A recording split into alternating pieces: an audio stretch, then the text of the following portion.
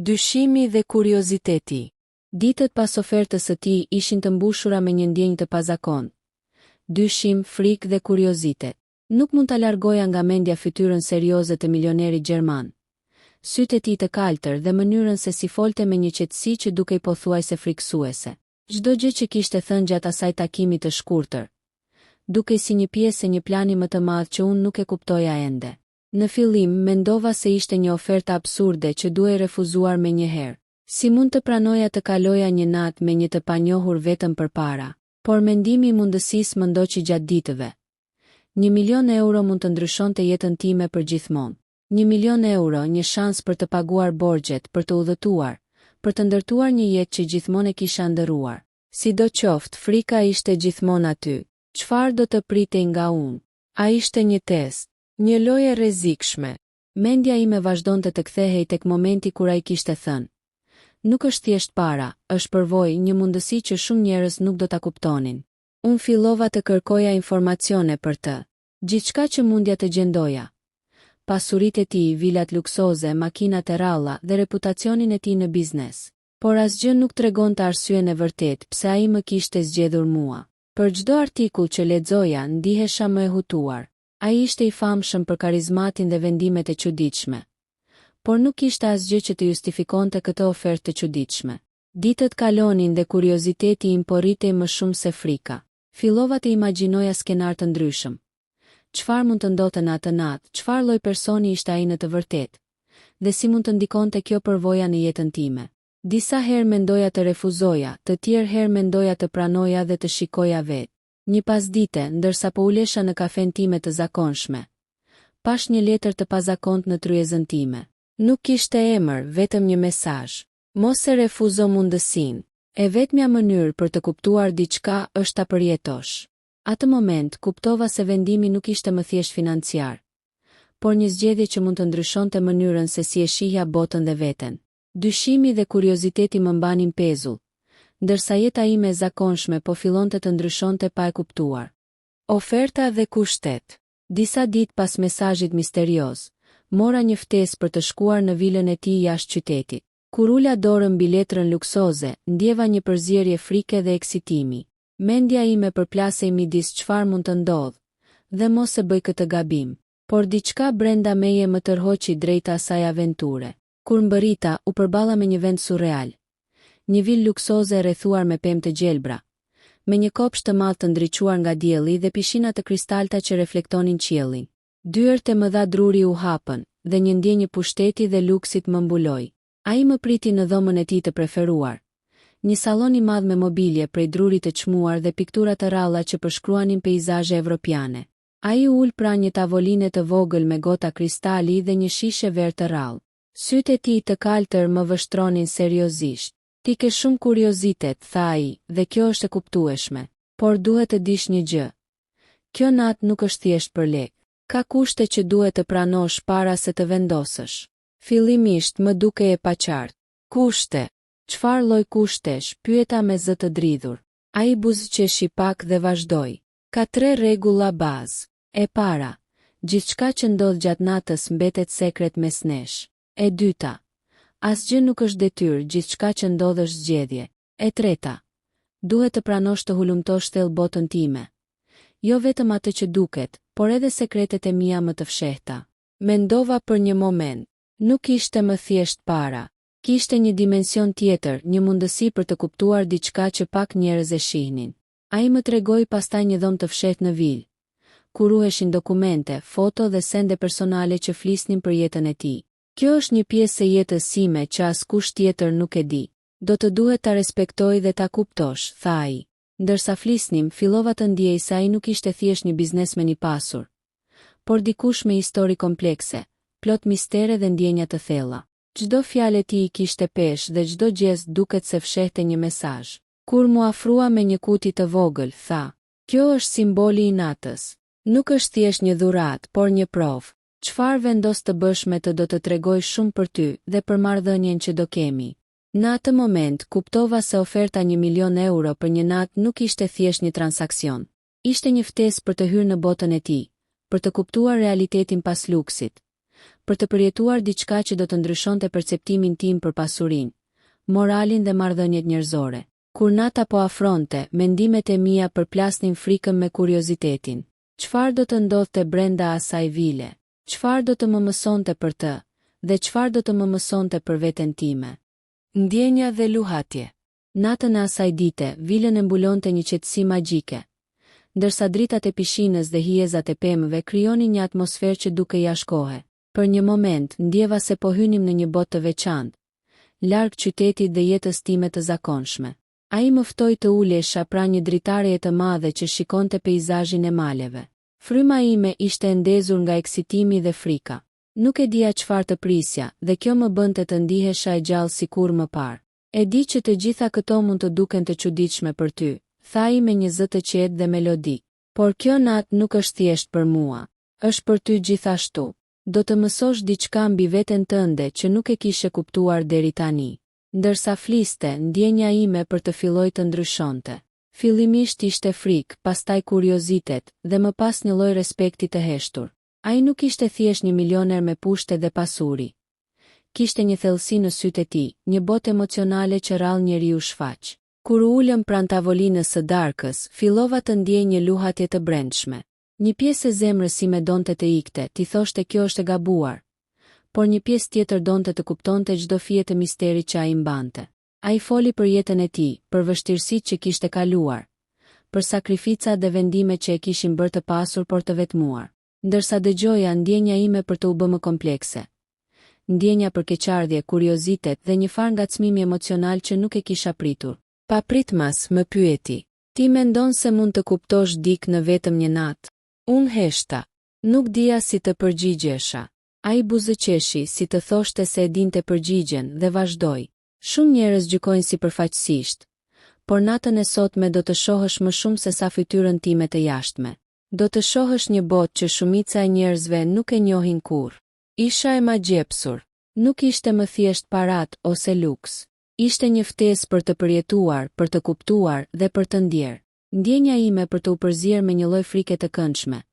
Një emocion që më bënte të ndihem e gjallë, të ndjeshme dhe të gatshme për të zbuluar sekrete që mund të ndryshonin jetën time. Kur nata vazhdoi, fillova të kuptoja se marrëdhënia jon nuk do të ishte thjesht transaksion. Ajo po bëhej një lojë psikologjike ku secili veprim dhe çdo fjalë kishin peshë. Dhe ndërsa emocionet e mia luhateshin midis frikës dhe kuriozitetit, në sfond po linte një lidhje e çuditshme, e thellë dhe ndërlikuar, që asnjëra prej nesh nuk mund ta parashikonte plotësisht. Sekreti i papritur. 9 muaj më pas, jeta ime kishte ndryshuar pa e kuptuar. Nuk ishte vetëm pasuria që kisha fituar. Ajo ishte thjesht një pjesë e vogël e asaj që ndodhi. Ai që duket si një natë e zakonshme kishte lënë pas një gjurmë të thellë në jetën time. Por ajo që zbulova ishte diçka që nuk e prisja kurrë. Një pasdite, mora një mesazh nga ai. Ka ardhur koha të di të vërtetën. Mos u frikëso, por jeta jote nuk do të jetë më e njëjtë. Kur u takuam, shikimi i tij ishte i ndryshëm. Nuk kishte më misterin e fshehtë që kishte në natën e parë. Tani kishte një seriozitet të qartë dhe të papërsëritshëm. Ai më dha një dosje të trash dhe tha: "Brenda këtu është e gjitha e vërteta. Nuk është çfarë mendon. Nuk është thjesht një fëmijë apo një pasojë materiale. Është diçka që lidhet me jetën time dhe tënde, dhe që do të vendos shumë gjëra në perspektivë." Fillimisht ndjeva një frikë të papërshkrueshme. Çfarë mund të ishte kaq e rëndësishme pas gjithë kësaj kohe? Kur hapa dosjen, nuk e prisja kur atë që gjeta. Dokumente dhe fakte që lidhnin jetën time dhe të tij në mënyra që nuk kisha imagjinuar. Sekreti ishte një kombinim i pasurisë, marrëdhënieve dhe një trashëgimie personale që ai nuk kishte zbuluar askujt. Ai më shikoi dhe tha: "E di që kjo mund të duket e çuditshme, por të gjitha zgjedhjet që ke bërë ka një kuptim më të madh tani. Tani ti kupton se çdo vendim i imi dhe çdo moment i yni ishte pjesë e një plani më të madh.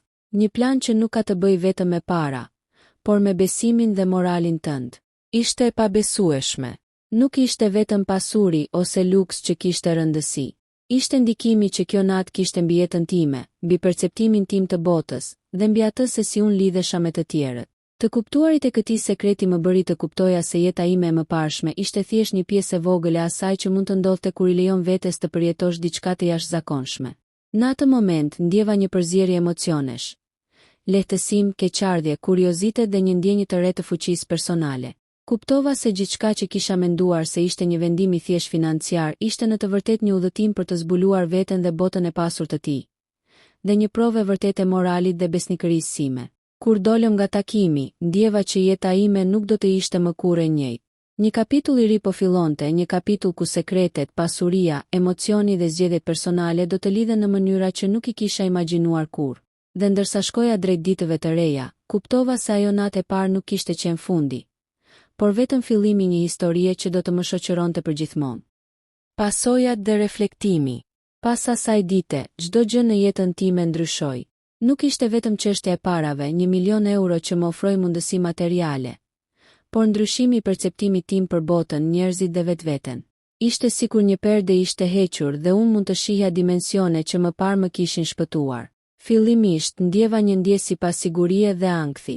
Të gjithë shokët dhe familjarët e mi nuk e kuptonin se çfarë kisha kaluar. Dhe ndonjëherë mendova se isha vetë në një realitet tjetër. Por me kalimin e kohës, fillova të kuptoj fuqinë e zgjedhjeve të mia. Ajo natë, oferta e tij dhe sekreti që zbulova më kishin dhënë një mësim të rëndësishëm. Parat nuk janë gjithçka.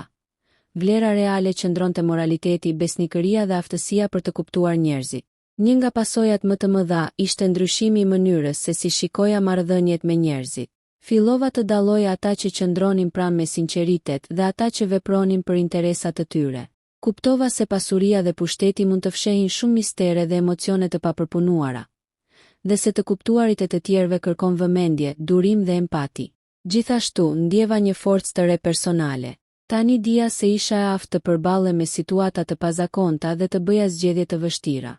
Vlera ime nuk matet vetëm nga parat, por nga aftësia për të marrë vendime me mend dhe zemër të qetë, duke respektuar veten dhe të tjerët. Një tjetër mësim I madh ishte se çdo eksperiencë, madje edhe ajo që duket e çuditshme apo e rrezikshme, mund të jetë një mundësi për të mësuar dhe për të rritur karakterin. Ai milioner më dha një natë jashtëzakonshme, por më shumë se kaq, më dha një pasqyrë të jetës së tij dhe një mundësi për të kuptuar thellësinë e marrëdhënieve njerëzore.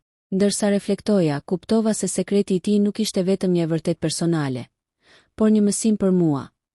Jeta është e paparashikueshme dhe mundësitë vijnë shpesh në forma që nuk I presim. Çdo zgjedhje ka pasojat e veta, dhe çdo pasojë mund të na mësojë diçka të rëndësishme. Në fund kuptova se ajo natë dhe sekreti I tij ishin më shumë se një eksperiencë e përkohshme. Ata ishin një udhëtim që më transformoi, më bëri më të fortë, më të vetëdijshme dhe më të gatshme për të përballuar çdo sfidë që jeta mund të më sillte. 1 milion euro mund të blejnë shumë gjëra, por përvoja dhe mësimet që fitova nuk kishin çmim. Dhe ndërsa kthehesha në jetën time të përditshme, një pjesë e asaj nate vazhdonte të qëndronte brenda meje, duke më kujtuar forcën e kuriozitetit, fuqinë e zgjedhjeve dhe rëndësinë e të kuptuarit njerëzit thellë. Një natë që dukej si një transaksion I thjeshtë, u bë një histori që do të më shoqëronte përgjithmonë. Në këtë pikë, tregimi është përfunduar si një rrëfim I plot me hyrje, zhvillim, kulmin dhe reflektim, duke shtrirë të gjithë ngjarjen kryesore dhe emocionet e personazhit. Oferta e milionerit dhe sekreti I papritur.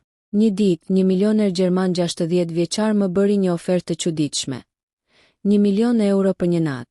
Fillimisht, kjo më dukej absurde dhe e frikshme. Nuk e kuptoja pse dikush që kishte pasuri të pafundme të më zgjidhte mua, një grua e zakonshme. Megjithatë, kur mendova për mundësitë që kjo para do të sillte në jetën time, kurioziteti dhe një ndjenjë e pakontrollueshme eksitimi filluan të më tërhiqnin drejt kësaj aventure të paparashikueshme.